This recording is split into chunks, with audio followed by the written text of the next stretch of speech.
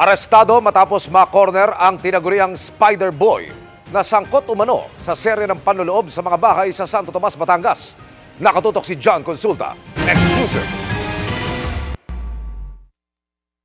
Hulikam ang pagpasok sa bintana ng bahay na ito sa Batangas. Ang kanyang tinangay, cellphone at pera. Bago na patingin sa CCTV at saka pumuslit.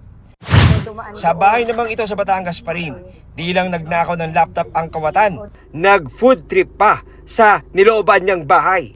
Pero nang makita ang CCTV, agad itong nagtakip ng tuwalya sa ulo. Sa hiwalay na kuha ng CCTV, nahagip ang pagdaan ng suspect sakay ng pick-up na kanya ring tinangay sa isang bahay na kanyang pinasok. Ginamit pa niya ito sa pamamasyal sa Batangas na umabot pa sa Kalatagan. Marami na pala siyang ginawang seri ng pag-akyat bahay. Merong napasok siya na walang bahay, walang tao. Meron yung bahay na napasok siya na natutulog yung may-ari. Nakuha niya mga gadget, cellphone, laptop, pera, pati sasakyan.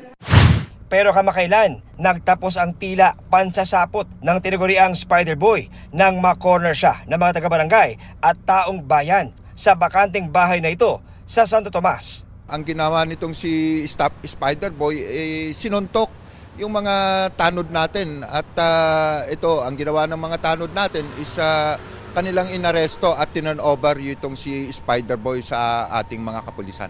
Mensahe ng suspect sa kanyang mga nabiktima. Pasensya na lang po.